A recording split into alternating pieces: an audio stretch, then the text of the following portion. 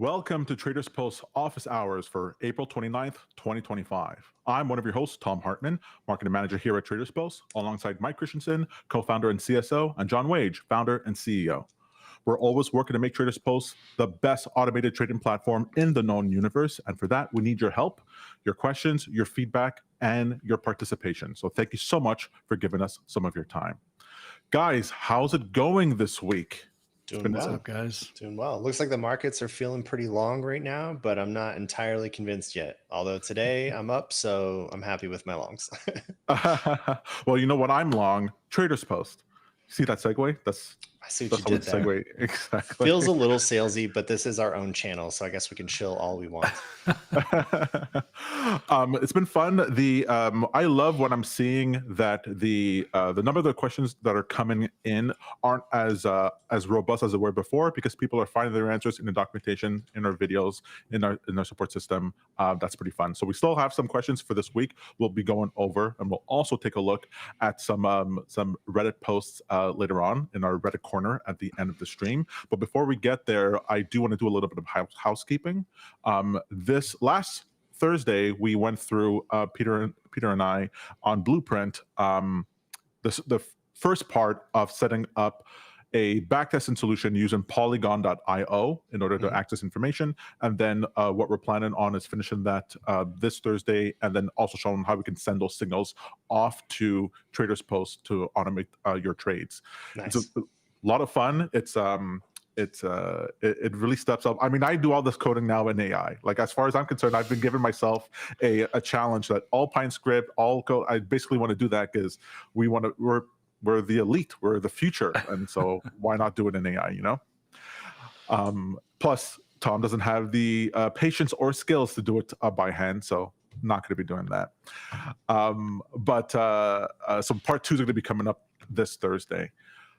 Also, Mike last week had I gotta say, a very fun interview with Tyler Gotell, who is a prop firm trader, right? So prop firms are like all the rage. I mean, people are just jumping on board to be able to have access to. It's almost like non-recourse leverage, right? For prop firms, you get access to a pool of money that you don't have to put up yourself, and all it costs is the low fee of a challenge or evaluation account. So people are just jumping on board. Mike, can you speak to some of the prop firm, the growth that we've been seeing here? Absolutely, yeah. I'll speak to that. What I can tell you is, what I found most fascinating about the interview with Tyler is he's never even traded live capital in any account up until recently. He's done so well as a prop firm trader that he has now been awarded a live account with one of the prop firms that he works with, and is now managing real capital in the marketplace. But prior to that, he had never even had exposure to any markets at all. He just started his entire trading journey with prop firm accounts alone, which I think is a pretty incredible approach because of the sort of risk proposition behind it. Instead of opening a $10,000 futures account and potentially risking that entire balance to a bad trade, you're just risking the cost of those eval or funded accounts. And it's sort of like an options contract in my mind. If you do really well, you get a much bigger asymmetric payout to the upside relative to the cost of those accounts, as long as you're not going crazy with the cost of the accounts. I think at one point in Tyler's story, he said he had loaded up a credit card, a $20,000 credit card with all prop firm accounts, and happened to do well on all of those simultaneously. But if you can imagine being in debt $20,000 on prop firm fees and not making it out, that would have been rough. But nonetheless, what I can tell you is prop firm trading has gotten so big. Just in April alone, month over month from March, we've grown 100% as a business on the prop firm trading side of things. So people are going nuts on adding prop firm accounts to our platform. Yeah, so I wanted to play just the first part of that interview that's online on TradersPost, the YouTube channel right now. Let's just take a quick look. YouTube University is the best out there. Right. I am entirely self-taught off of YouTube. And I was hooked. I was like, the fact that this guy works for himself and made $100,000 in a day, I was like, okay, no problem. I want part of this. I'm in. And so I'm going through all these accounts. I'm like, this is not the way to do it, Tyler. Like, I had rent due. Like, my girlfriend paid for my rent for me. What I did to generate all the revenue that I did so far was 30-minute entry time frame, London session only, between the hours of 3 a.m. and 6 a.m. Listen, newsflash for everybody.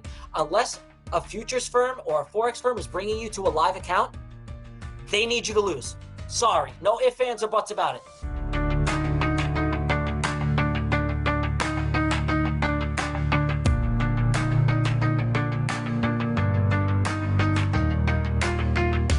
Tyler.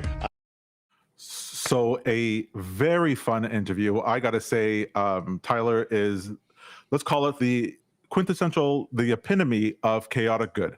I mean, it was just so energetic and so he was so like good natured. Like, did you get that sense from him? Absolutely. He was very friendly, very easy to talk to, and obviously very forthcoming about his approach too. Typically, when you talk to traders, they're not as willing, I think, as he was to give away his strategy approach, the time frame, the hours he was trading, how he found his entries, how long he's in trades for, and even some of the big findings that he discovered from his trade journal, which I also found to be really illuminating. His trade journal was not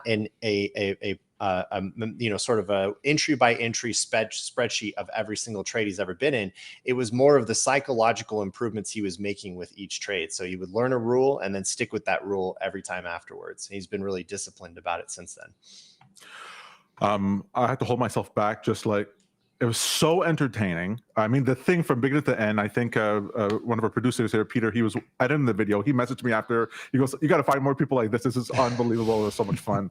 Well, we did talk to a guy today who we think everyone might like, and we're going to be bringing him on the show either later this week or next week. So keep an eye out for that one. At this point, we're interested in talking to any prop firm trader that's done really well and has seen some payouts from the prop firms. That's right. And we're keeping on vein with what we want to do. We want you guys to be good traders. We don't want you to just use TradersPost. If there's anything we can do to introduce you to new concepts, new ideas, to expand your vernacular, expand your tool set so that you can be more creative or more profitable, hey, we want to be there along for the journey. And, frankly, it's helpful to me too. I've become a more profitable trader since I've joined the TradersPost team, and I could not be happier for it. All right. I do know, John, I forgot to ask you, is the release updated with the billing add-on stuff? Okay. Yep. If you want to pull it up. Yeah. So I just wanted to pull up the cool new feature, billing feature that people have been talking about, asking for quite a while now for TradersPost. That's now actually done. The idea new ways here to pay us. Exactly. It's a feature for us. Well, on the lines of, I mean, we say that, but people were banging on the door to have this feature, especially in the vein of prop firms. People were, using these broker accounts, using these paper broker accounts in order to connect different prop firms. And every single week, people were asking us, okay, I have 10 accounts with you guys. I need 20. I need 30. Let's go ahead. How do we do this? So I need multiple accounts. We need to really expand this. So, hey, we listen to you guys, and the answers here with expanded broker support with add-ons.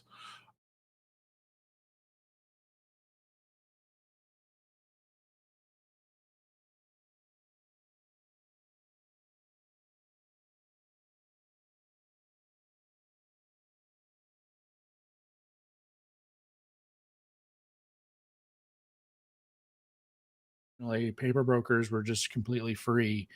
And when we added the Tradovate integration is when people discovered that they could connect their prop firm accounts powered by Tradovate through TradersPost. And we really wanted to kind of productize that a little bit more. And there's more work to be done to kind of integrate the prop firm terminology.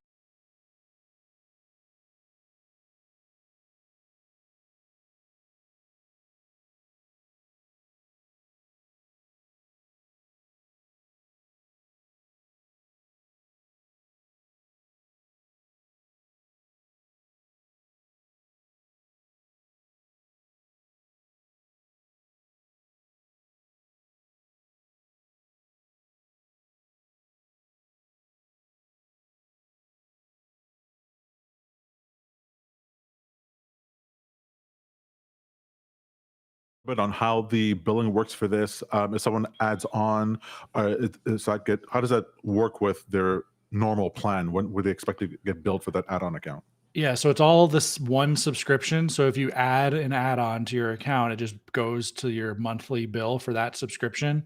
Um, and coupons apply to the add-ons. So if you have a coupon code, when we do like our yearly events for the holidays and stuff, you can get a percentage off. The yearly option is available for the add-ons. And when you switch to yearly, you get a 15% discount. So you'll get a 15% discount on the base plan, and you'll get a 15% discount on the add-on prices as well. Cool. Well, really exciting. Do you have any sort of like view of the adoption of this ever since it's rolled out? Are people like receptive to this? I mean, as you mentioned, like people have been asking for this forever.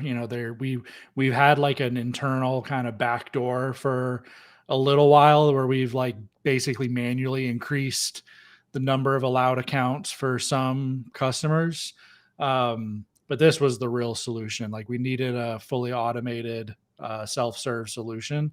But yeah, from day one, I think like on day one, we sold like a couple dozen paper brokers, and I haven't looked in the last like 5 or 6 days, but they're definitely selling for sure. Awesome. So what's next on the horizon? What's the next big thing that's come down the track? I know analytics is still in the works.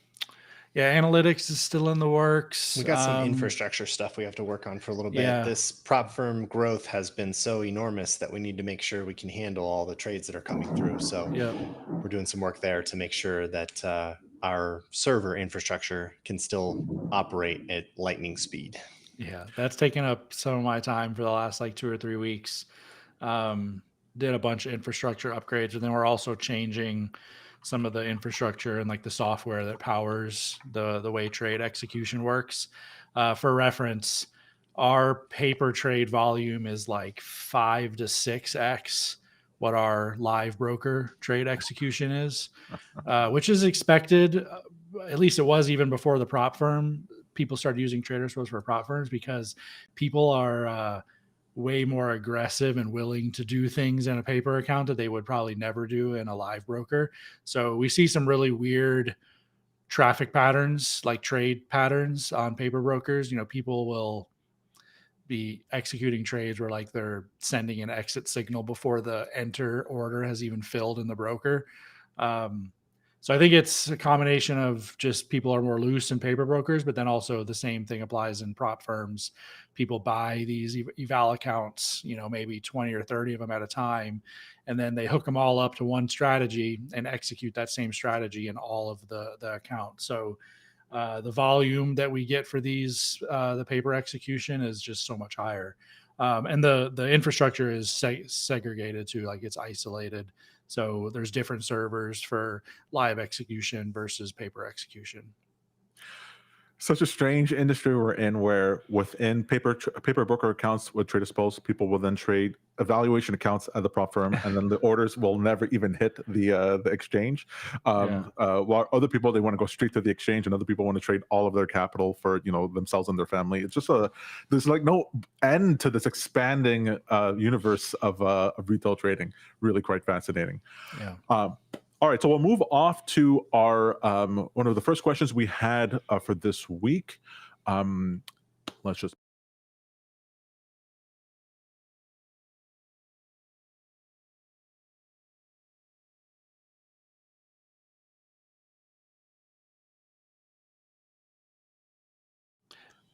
So Stripe handles that, and it basically, we have it set up so that balance, the prorated amount, gets put as a credit on your account. So if you were to buy additional paper brokers or live brokers, you would get discounted that amount that was prorated as a credit onto your account. Or next year, like as soon as that every monthly bill comes in, you'll basically use that credit amount instead of it actually charging your credit card. So you don't get a refund, but the money isn't lost. It's just sitting there as a credit. There's no time limit on it. It'll sit there forever. And if you were to upgrade back to the basic plan, it would use that money from that credit on your account. Fair enough. Excellent. All right, next up. trying to place Hong Kong stock trades through IBKR.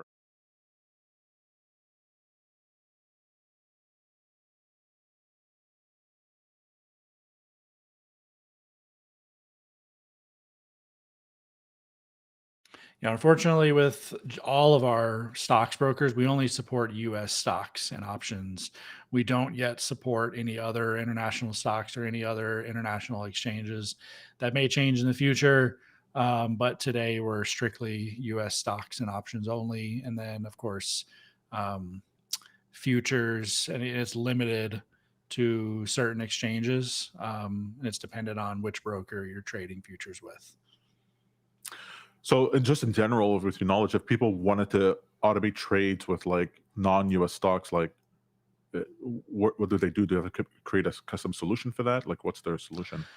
Yeah, I think they would, if they're using IBKR, they would have to get access to, actually, they wouldn't need to get access to anything. They would just need to run Trader Workstation on their local computer, or they could put it up on a VM and a cloud provider. And then they can basically write code. I think it's called the CP API bindings is what IBKR calls it. And you can basically access those bindings from any programming language. And the bindings are basically just like a map between an interface and a programming language, and it translates them to calls on the underlying TWS. Yeah, I think it's called CP API. But yeah, they would have to build a custom solution. And I don't even know what other brokers outside of IBKR, at least for US citizens, for trading international stocks exists. Cool. Excellent. Okay. Next up here.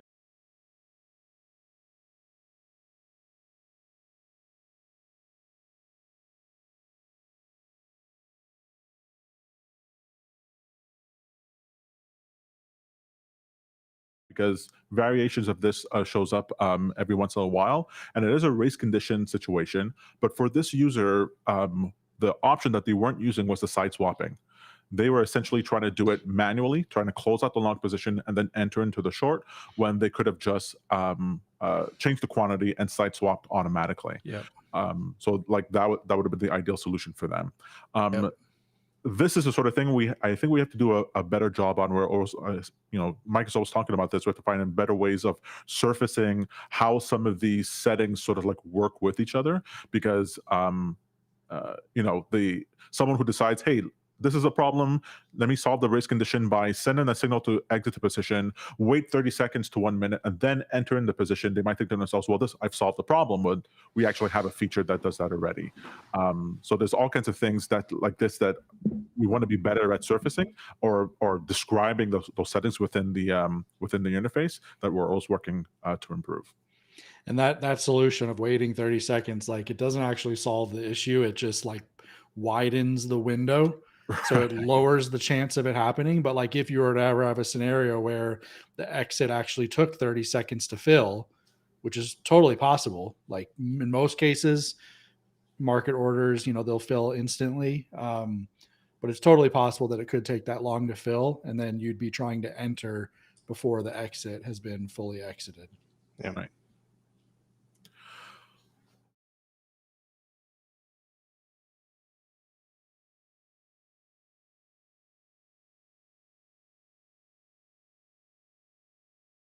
We've been having issues with Robinhood that we haven't been able to resolve. This one looks different, though, from how they're describing it. They didn't actually. Sorry, go ahead. Go ahead.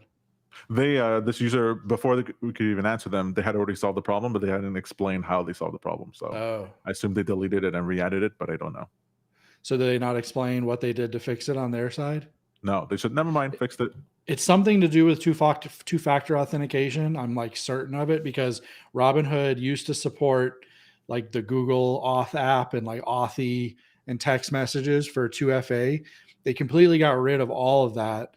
And now the only way to use 2FA with Robinhood is via the Robinhood mobile app. And I'm pretty sure he probably did the classic turn it off and turn it on again.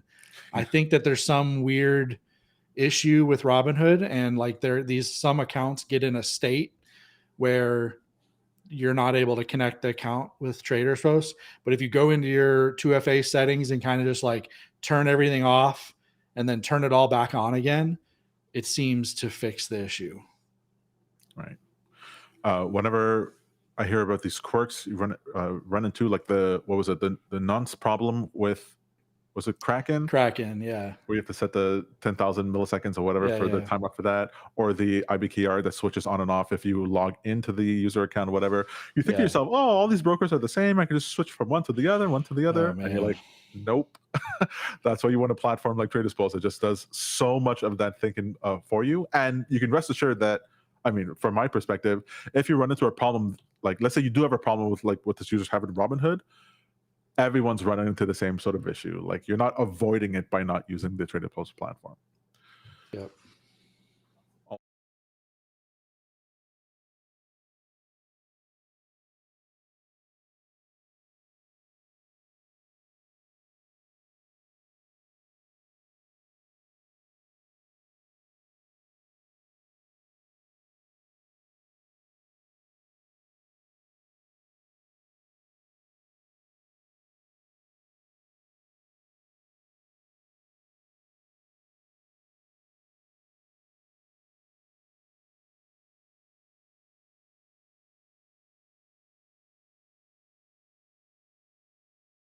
Timeout reach for.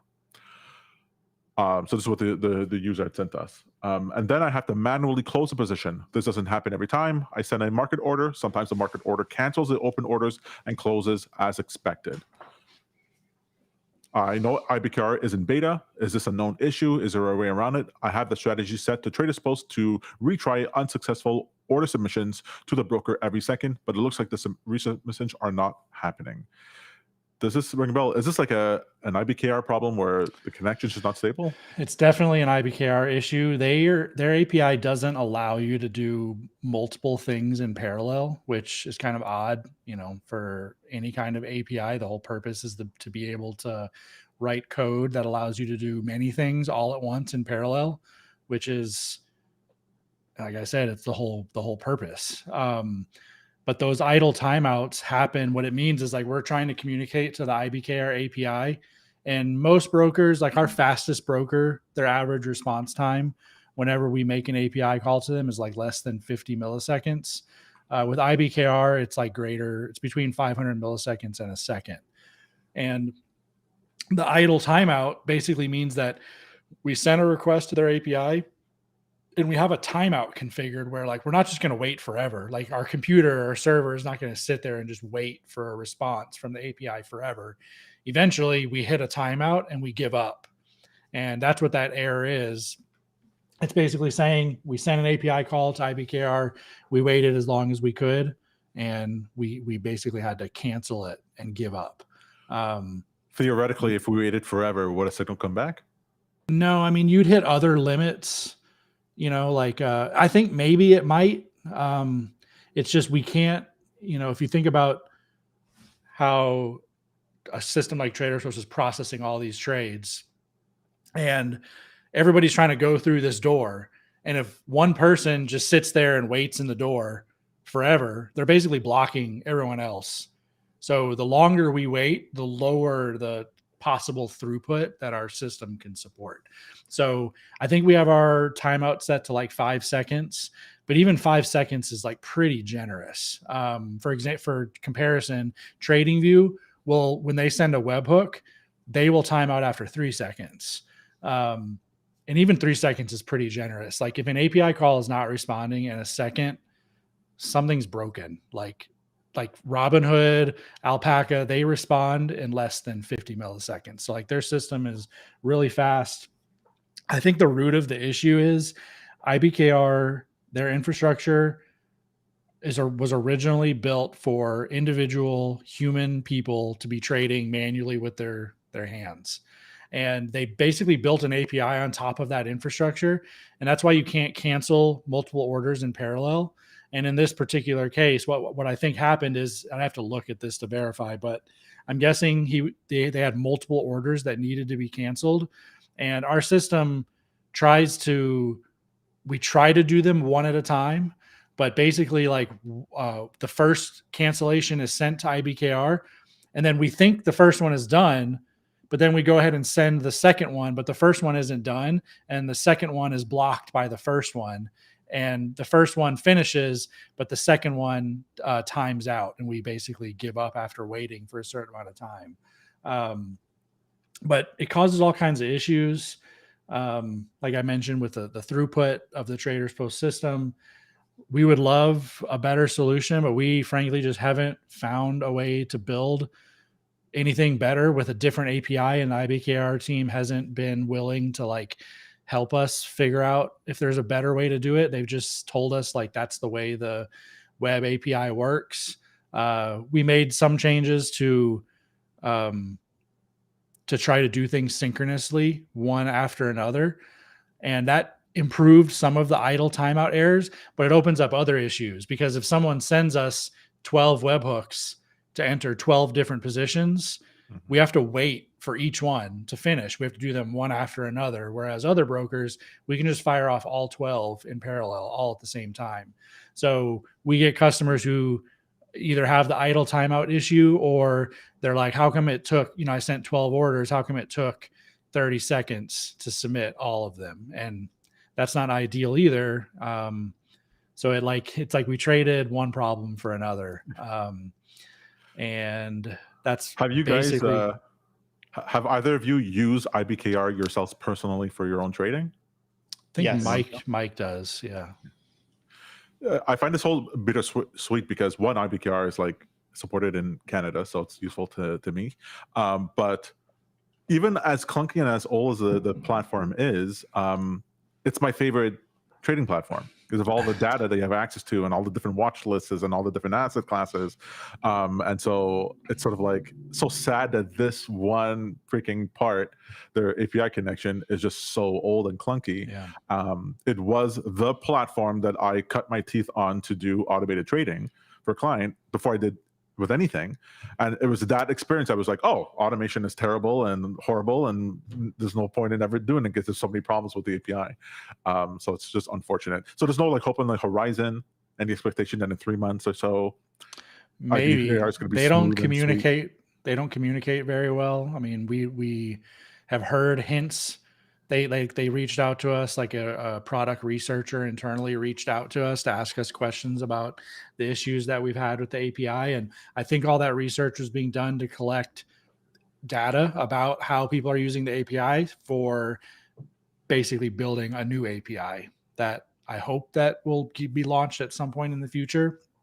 And hopefully it won't be built on top of TWS, so it won't have like the same limitations. And I think that's the main issue, is that because IBKR was built originally not for automated trading and not for API solutions.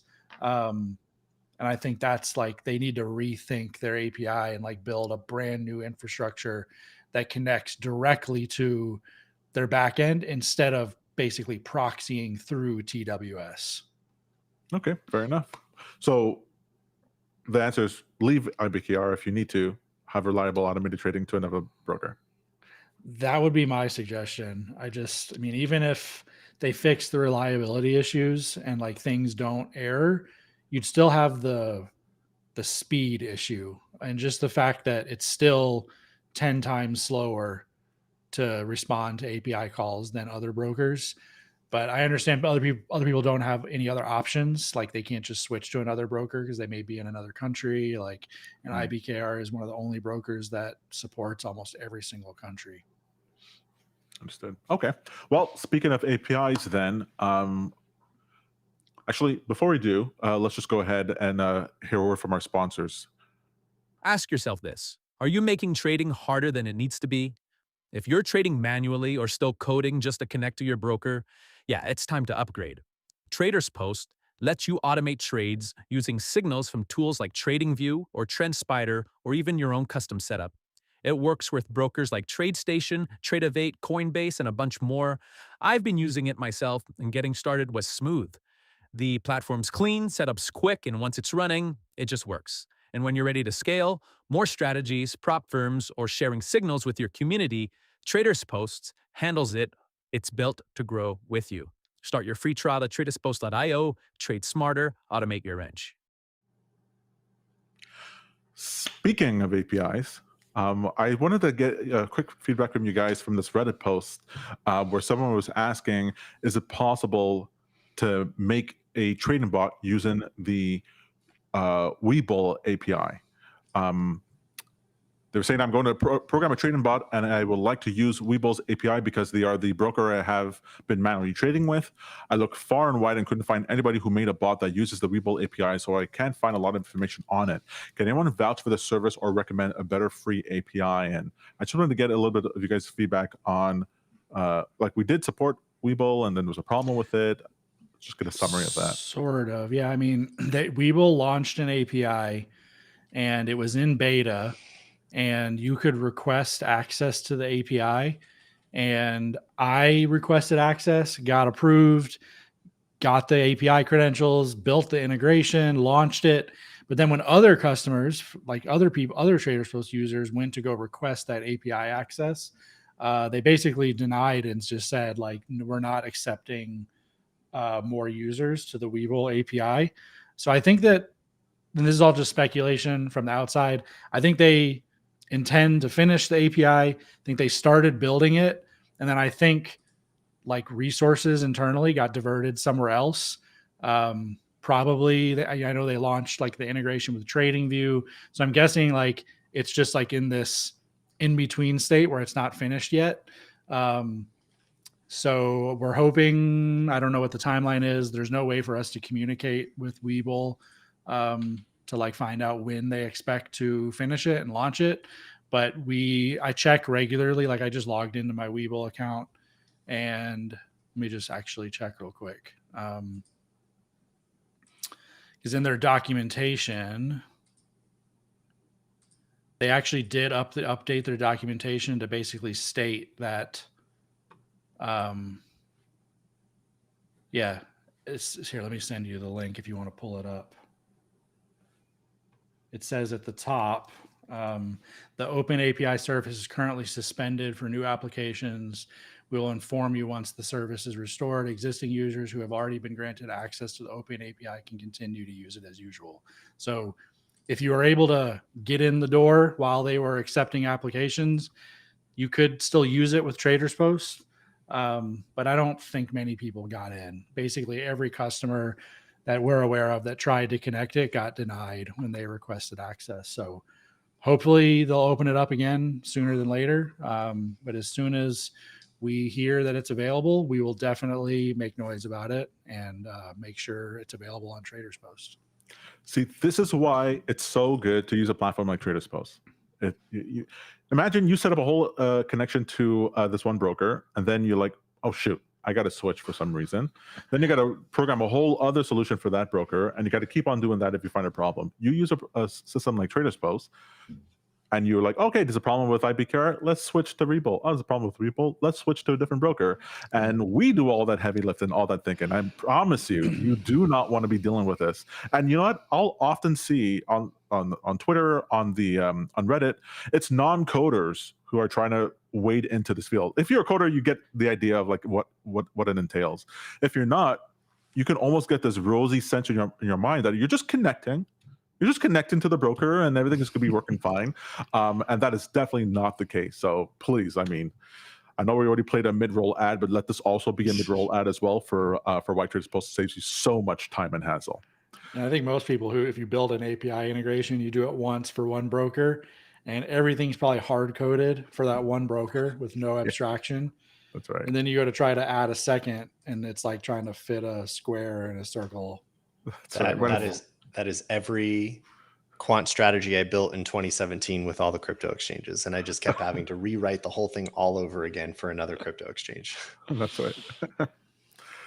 All right. Well, our last Reddit post here, someone was saying, created your average achieving script. Accidental creation of a 70 to 75% win rate, 1 to 1.5 RR trading bot when messing around and figuring out the most optimal settings. 1 year deep backtesting results for 2 different coins.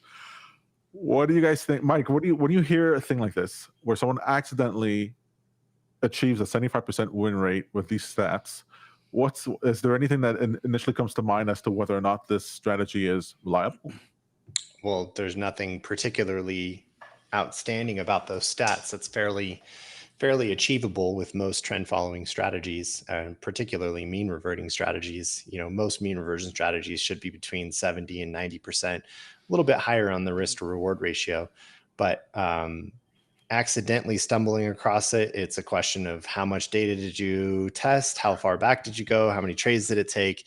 Obviously, there's a lot of analysis to continue to do on the robustness of the test and what the signal actually is. That's right. So yeah, so this is what a commenter was saying. That's called overfitting. This strategy won't work. And so the original poster came back and was saying, yes, but they felt a little bit offended. They're like, well, no, the settings, configured the entire strategy for a few trades, blah, blah, blah. They were saying that, no, it's not, why would you say this is overfitted? And yeah, there's a way to test for overfitting. You don't have to just slap a label on it right away. Exactly. So our response here was, it's probably too strong to say that the strategy categorically won't work, but your mention of a golden zone of too strict or too loose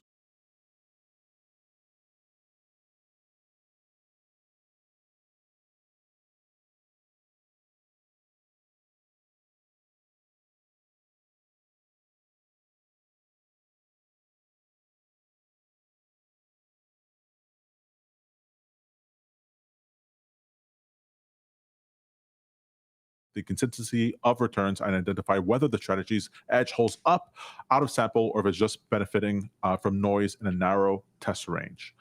I should mention, these are all things Mike told me because I did not know anything about this a year ago. As he discussed it, I was like, you know what? I'm doing what this guy did. I'm doing what the original poster did. I'm just like, hey, the settings look good in my settings. Let's go dialed ahead. it in. I found the holy grail. Yeah. Exactly. I like his reply. He's like, decent comment. Oh, he replied into that. It was nice, half an hour ago. nice job. Yeah, perfect. Yeah, good response. It's work. Obviously, whenever building a systematic approach, we're hoping that the signal is strong enough, and the only way to verify that, at least with a high level of confidence, is to test as much data as possible, as far back as we can possibly go. And it just takes work to validate this. It's really easy to build overfit strategies. I tend to always start with the approach that most likely I've already built an overfit strategy, which is why a lot of these guys will just slap that label on it right away on Reddit. In all likelihood, whatever you've built is most likely either overfit or it's not going to work. If you start from that premise and then test as much as possible, then you're gonna hopefully find the evidence that it will work. That's what we're looking for. Overfitting, like I never really realized just how much that actually happens, where you're like, if I just adjust these settings and now my results are better, it means you just cut out a good trade or a bad trade, or cut in a good trade and cut out a bad trade. And it just feels like, well, then all the future trades, like this should be the range that it's in. But the amount of times I'll see that my results are really good when I made a small change in the settings, and I'll look back and it was one trade that like ran. I could just caught a trend and just ran and just completely wrecked the, skewed the results in one direction. I mean, that's a story as old as time. I totally agree. And overfitting is one of those challenging things to really understand, but there's a couple images on Google. If you just do a search for overfitting in Google and you look at the images there, there's a really nice analogy that you can kind of see where there's sort of a random line across history of data versus a line that matches up with the dots perfectly. And that difference between the two is a good visual analogy to understand how easy it is to sometimes build a strategy that just perfectly finds the best entry and the best exit for the historical data, but it only works on that historical data. The moment that you put it in front of live data, it's suddenly a different configuration. And that's what we mean by overfitting. On a separate note here, and I hope this is a good place to segue, we did get a question in from our chat. Hello, guys. I have a TradingView alert for NQ, and on Tradovate, it's NQM5. When I select on TradersPost, it doesn't allow any tickers and puts NQM5 or even NQ25. It says it doesn't recognize it. Why is that? Thanks. So this is a bit of maybe some mapping confusion around how TradersPost looks up those symbols. We do that mapping for you. So if you just start with the symbol from TradingView, the correct one would be NQM 2025. We'll map that to the correct symbol on Tradovate for you, so you don't have to worry too much about using the symbol that only Tradovate supports. Yeah, we use the 4-digit year code. Correct. Which I wish I could understand why they only use a single digit for the year. Because futures are only ever in the future. We're never going to talk about guess. 2023 ever again. I mean, or 2024. They've got 1,000 years to figure it out. Yeah, exactly. But Tradovate's going to have Y2K or Y3K all over again. In the year 2099? Yeah. Yep. So this is a message to whoever owns or is running TradersPost in the future, you're going to have to figure that one out. Yeah. Yeah. It'll be AI version of you, John. We're working on that already. Nice. Hopefully that one has a little bit more hair. All right, folks, that's it for our questions for this week. Just a reminder, we're going to be here every Tuesday, 3 p.m. This Thursday, we'll have Blueprint at 3 p.m. after hours on Friday. And please go ahead and watch that video from Tyler Gotell and Mike Christensen on Trading Bot Sessions on our YouTube channel. It's fantastic. It's fun. And it's equally informative and entertaining. I dare say that a large segment of people, if you're less than a 3 years trader, less than 1 year's trader, you want to go take a look at what someone who has hit the mark has to say about it. But for now, we'll let you guys go. In the future, please be sure to give us your questions, your feedback, your feature requests, because we want to make TradersPost the best automated trader platform in the known universe. We're there, but we have to keep there. We got to keep at that high spot. And for that, we need your help. But all that being said, we wish you guys a great week and happy trading.